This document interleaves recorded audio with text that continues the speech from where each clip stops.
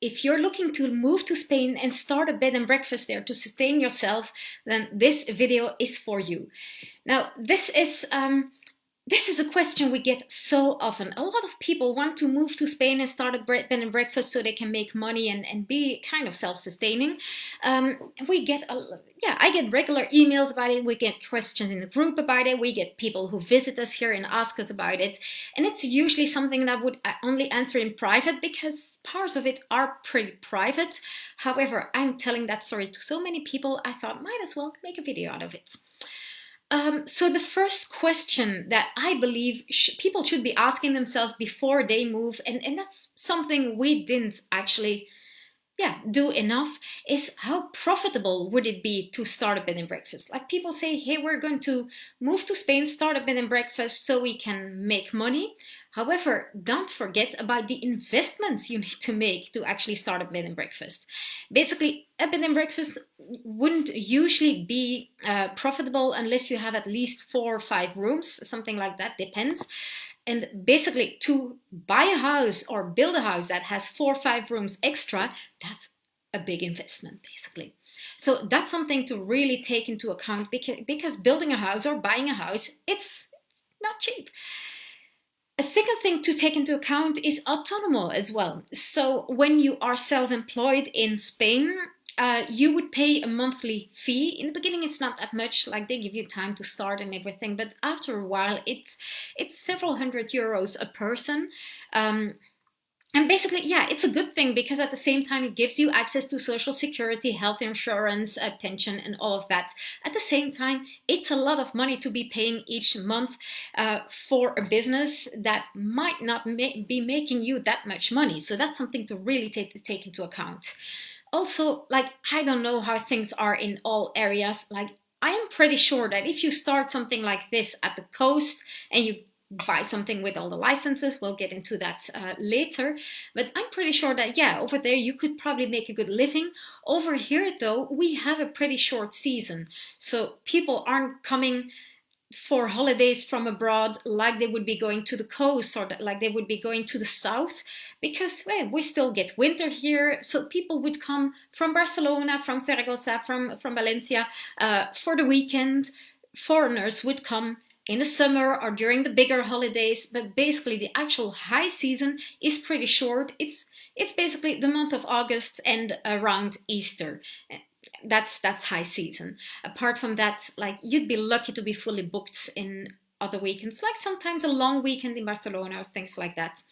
One thing about that as well, since most tourism is actually Spanish, it's not from abroad, generally prices here are pretty low as well. Now, I'm not saying it's a case for everyone and anyone. Like, there are a couple of really high level hotels and things like that around here as well. So that's a completely different concept. Of course, they had a much bigger investment, and like, we've got the Relais Chateau here where people would come in by helicopter and they're all luxury and I think they're doing pretty well. I have no idea.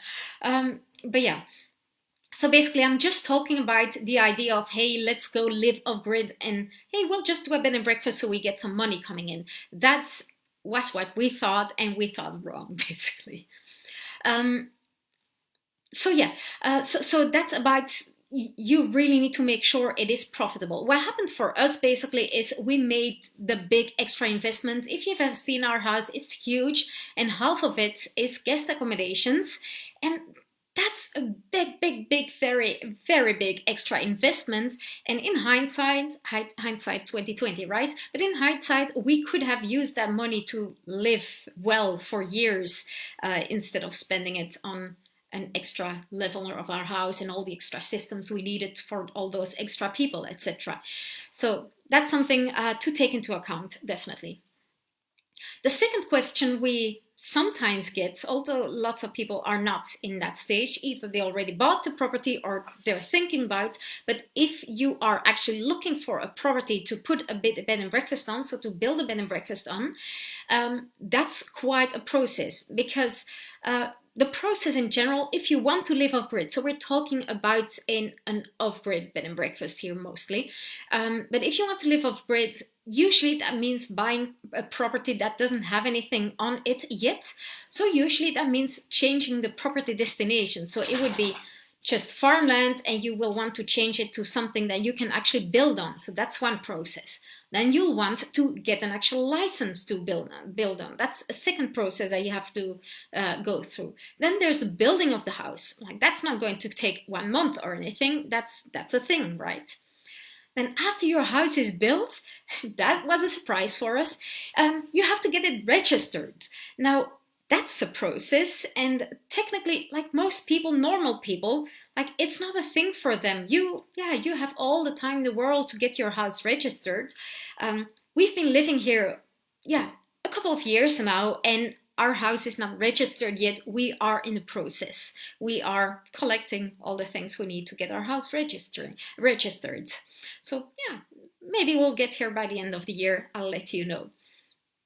However, so that's the next step. You have to get your house registered, because the next step is to get the actual licenses, to get tourism licenses, which you need to have a registered house to be allowed a tourism license for that house.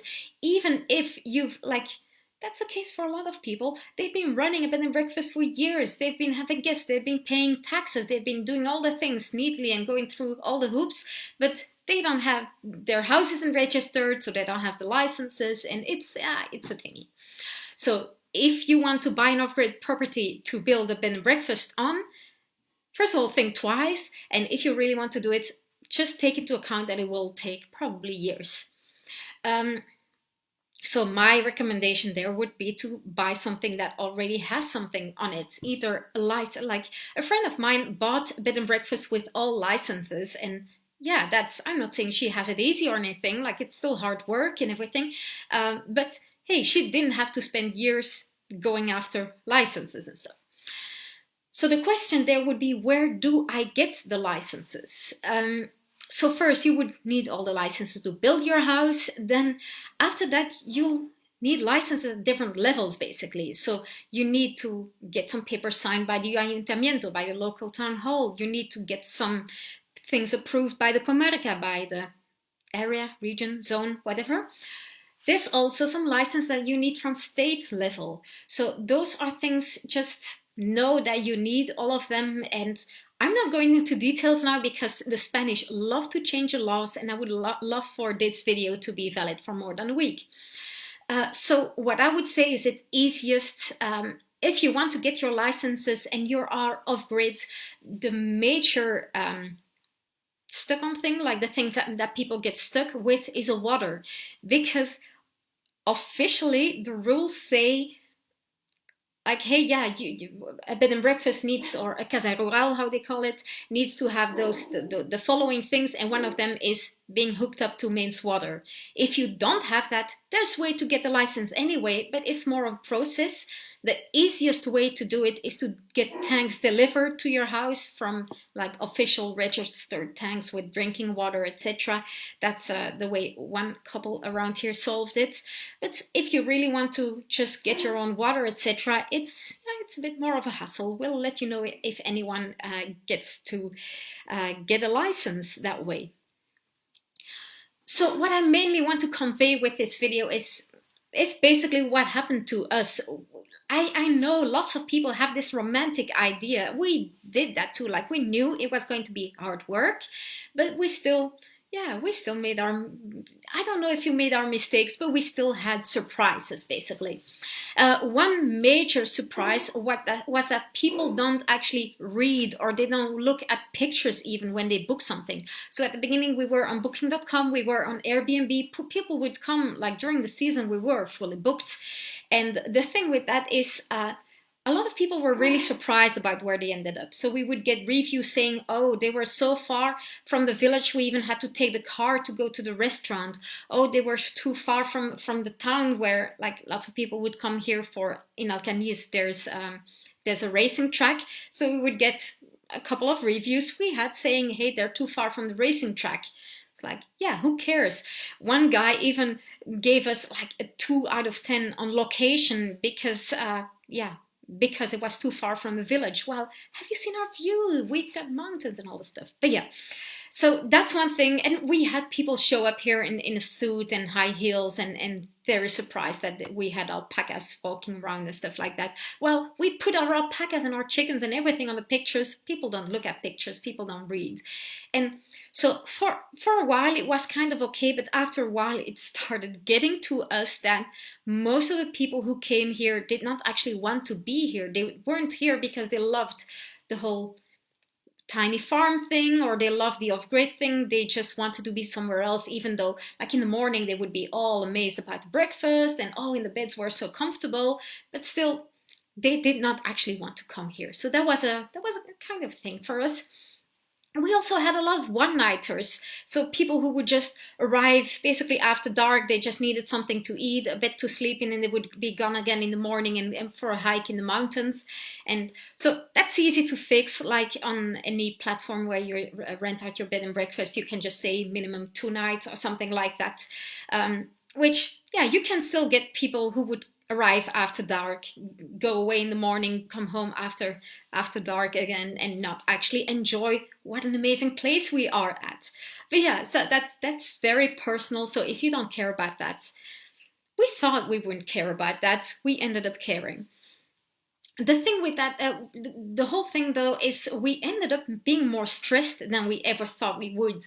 Like we both have experience in hospitality, and I'm a people pleaser, so I wanted nothing more than just, yeah, serving people and having people here to share our experience.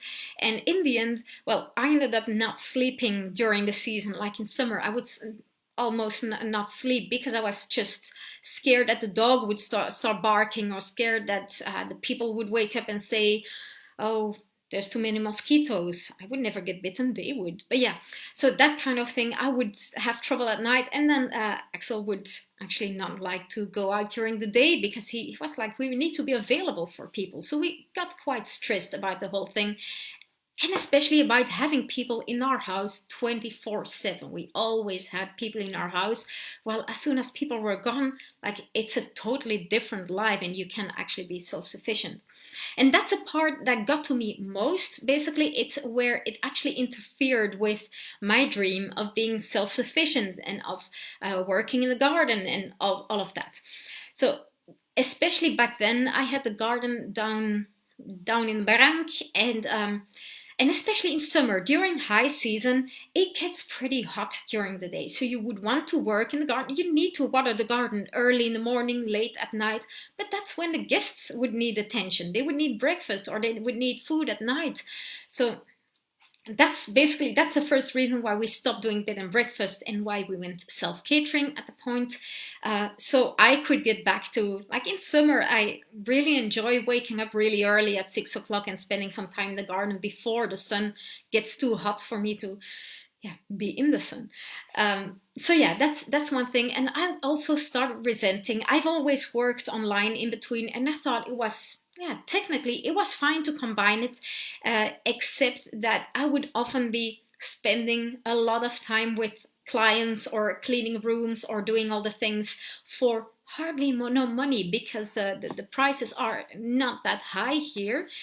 We would not be making enough to pay our autonomo with just the bed and breakfast thing. And hey, working online just made me a lot more money than that. So that was basically what made us, yeah, change things around a bit around here. So yeah, I just wanted to share a story here. If you're wanting to move to Spain to live off grid and to start a bed and breakfast, I don't want to say don't do it. I would, however, because I know how this sounds. We had a lot of stories like this. We had a lot of before we came here. We heard stories like this, and we always thought this is not going to happen to us. We'll do it differently. We think differently, and most of those people, actually, in hindsight, yeah, they were kind of right. So that's one thing. Don't just throw this story out the window and do it anyway. I'm not saying don't do it, but just take all of the things I said here into account when you actually want to start your bed and breakfast. Just, yeah, be prepared for everything that's waiting for you. And if you're doing it, I would love to know about it, because we always get asked about other off-grids bed and breakfasts or get guest accommodations where people can stay also elsewhere in Spain. So if you're planning to do something like that, if you are doing something like that, then let me know. I would love to hear about it. Yeah, I would love to hear about it. For now, have a really good day, and I'll see you soon.